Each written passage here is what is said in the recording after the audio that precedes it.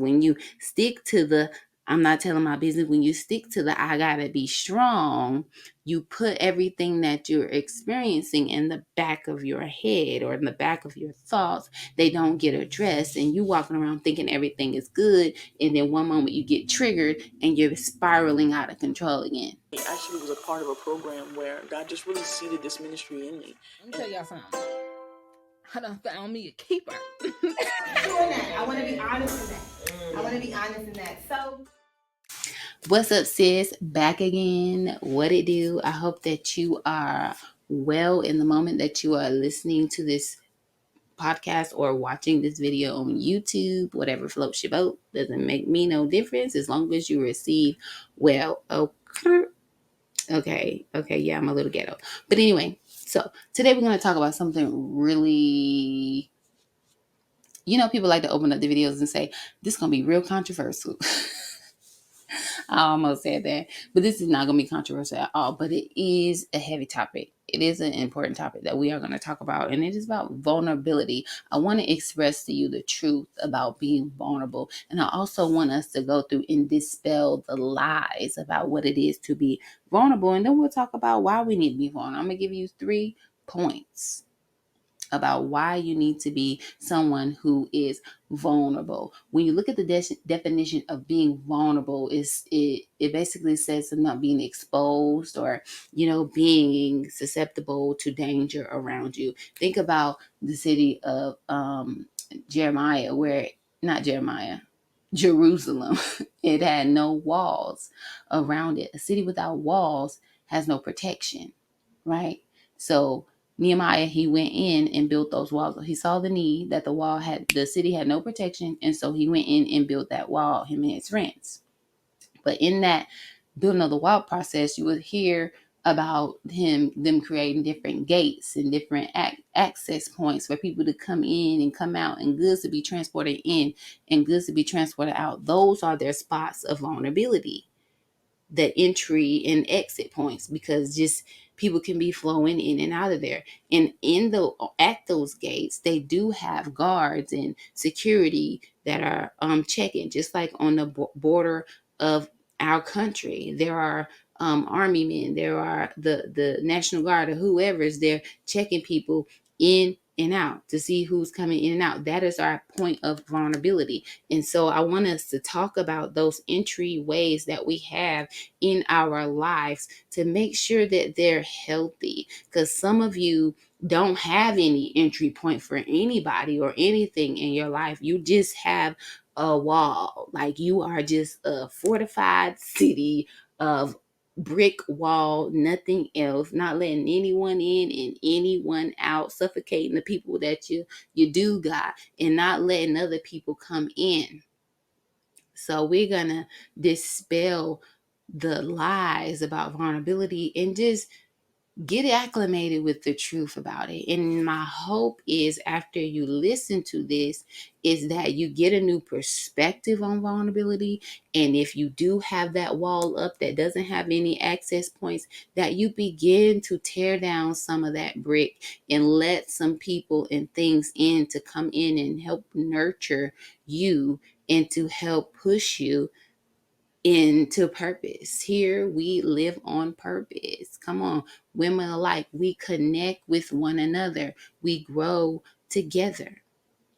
God didn't create us to be isolated. He said it's not good for man to be alone. So his original plan was not for us to be alone, not just intimately, but platonically as well. You need friends, you need connections. So let's get into it. The 3 truths about vulnerability is that there is freedom in being vulnerable, there is growth within yourself in being vulnerable, and there is no room for deception. You leave no room for deception when you are vulnerable, right? And so the lies is that being vulnerable makes us weak. The lie is that I gotta be strong, so I can't really express what I'm going through. The lie is that the statement or the mindset of I'm not telling nobody my business. not telling nobody my business, so I'm not finna open up with them because they not finna be talking about me. I gotta be strong. I can't let them see me break down. I gotta be strong.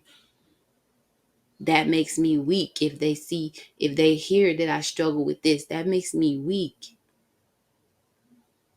Like, those are lies.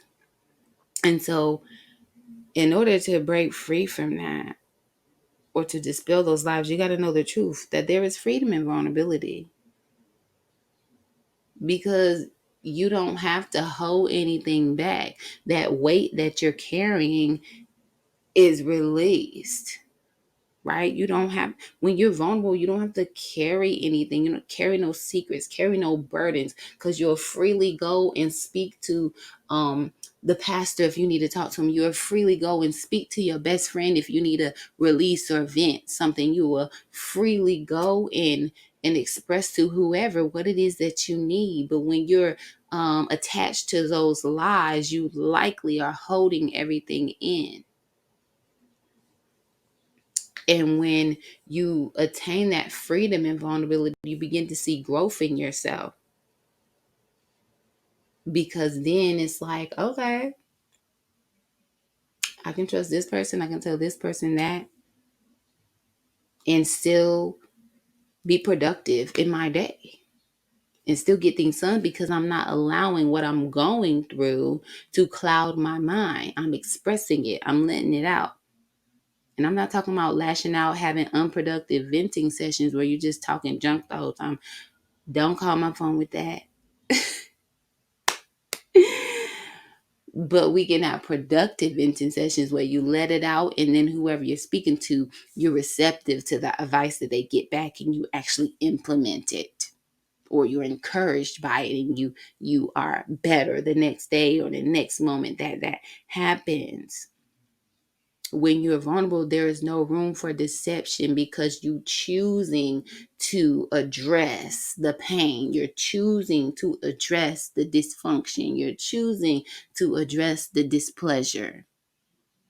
Because when you choose not to do those things, when you stick to the I'm not telling my business, when you stick to the I gotta be strong, you put everything that you're experiencing in the back of your head or in the back of your thoughts. They don't get addressed, and you walking around thinking everything is good, and then one moment you get triggered and you're spiraling out of control again. That's not productive. So the people and things and places or whatever that you need to be vulnerable with is, for one, God. Then you need to be vulnerable with yourself. And then you need to be vulnerable with trusted loved ones. One of my clients said, I got to be vulnerable before God before I can go and be vulnerable with everybody else. That's the recipe. So when you're having a moment, you need to not scroll on social media. You need to not go get the ice cream. You need to not go lay up. You need to talk to God. And you can sit crisscross applesauce on the floor just like I am and literally have a conversation like, Lord, I am feeling this. And I need you to respond. I need you to give me some clarity. I need you to tell me who I need to go talk to about this, Lord. This is what I like. He wants you to parlay with him. He wants you to have relationship with him. You have relationship with people through communicating with them. And when you're vulnerable before God, you give him first access to validate you in your moment of vulnerability. Why and who other to be validated by than the one who will never leave or forsake you? So when you're having a moment, first go to God instead of going to your friends or just human or just man in general. Because God will never leave you or forsake you. So in that vulnerable moment, you can be rest assured that ain't nobody going to be telling your business. Okay? Because he is going to validate you in that moment. You need to be vulnerable with yourself in, be vulnerable with yourself in assessing and addressing the things that you're experiencing in life, the emotions that you have about certain experiences. You need to be vulnerable in that. You can't sugarcoat it. You can't lighten it up to make it sound good. If it's raw, let it be raw. Talk about the rawness of it. Because the more vulnerable you are with yourself, the more you're able, or the better you're able to be healed 100%. But if you assess half of the situation, you're going to get a half healing, because you didn't really dig into everything when the situation happened, when your feelings got hurt, when you got heartbroken, when you got backstabbed, when you got let down, when you lost your job and didn't have no money, when you had to be homeless for a little bit. You skimmed over the details of it, and you just took it as it is and didn't really get into it, right? And so you're thinking you're feeling good. You're thinking that everything's going good because you're feeling good, excuse me, and it's not, because you didn't dig into the rut of it. You weren't vulnerable with yourself. So now you're walking here around here deceived in a false reality, thinking everything is happy-go-lucky. But then again, something happens and you get triggered, and life is hard, and you're upset, and you're mad at the world, mad at God, and all kinds of everything, because you have not yet been honest with yourself, been vulnerable with you.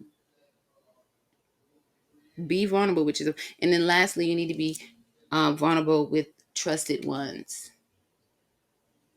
the people that you love in your life. And I put trusted ones specifically because you have family members, and you would think that you could be vulnerable with them, but sometimes it's not the case. So I just put trusted ones, people that you trust, people that you know and love, that will be receptive to you, that will give you good advice and respond to you in truth and love, right? So the problem people have with being vulnerable is sometimes you feel like a burden. And if that's you, I want you to know that you're dealing with a spirit of rejection. That's an indicator because you feel like you're a burden to someone. My question to you is, who told you that you were a burden, or who made you feel like you were a burden? And when you answer that, I want you to take a step back and analyze your relationship with that person, and assess who that person is and how they are and why they are the way they are. And then my hopes is that you come to the conclusion that who they are is not your responsibility, and forgive them and move forward with the understanding that you're not a burden, right? So when you're having a moment, you don't double think yourself or second guess yourself about speaking to someone about it, that you speak to them about it anyway. A lot of things we go through is about perspective. Come on.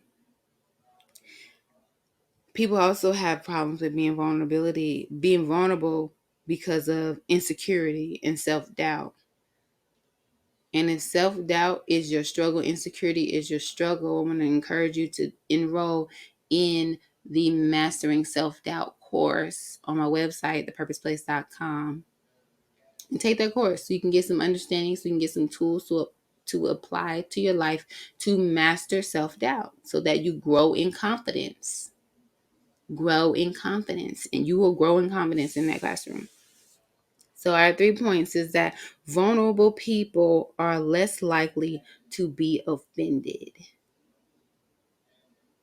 People who are vulnerable with God, vulnerable with themselves, and trusted others are less likely to be offended by people, because you already know what's up with you. You already know who you are. You know who you're not. You know what you are going to accept and what you aren't going to accept. So when people come to you with irrelevant expectations and false perceptions of you, you're just like, all right, whatever. That's you, boo.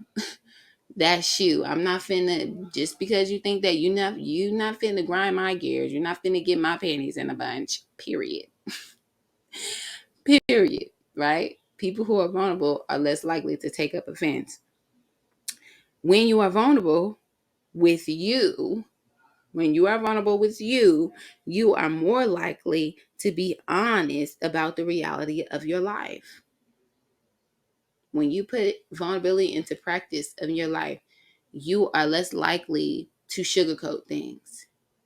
You are less likely to look over the details. You are less likely to throw thoughts to the back of your mind. You're going to look at the reality of your life and get understanding from it. And the things that challenge you, you're going to be looking for the root and trying to create a plan so that you can overcome that thing, so that you can beat that challenge.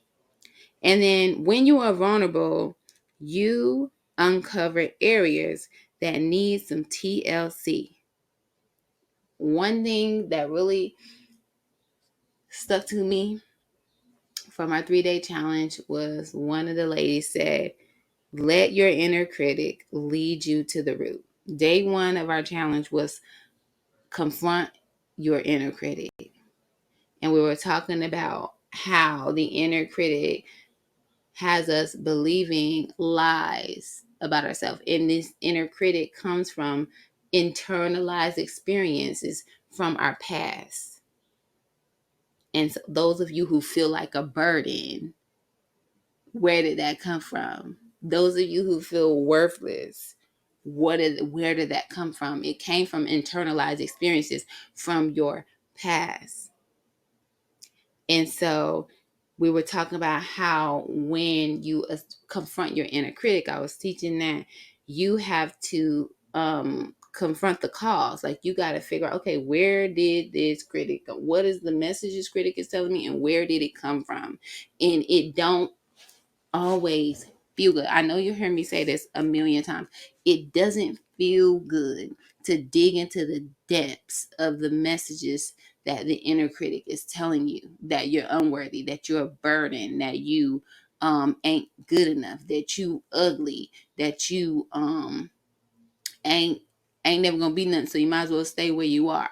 Right? Is to have to really decode that message and reflect on past experiences. And even doing so, you will begin to replay events that were traumatic or painful. You will begin to replay those things in your thoughts, and it hurts. I mean, it's not good.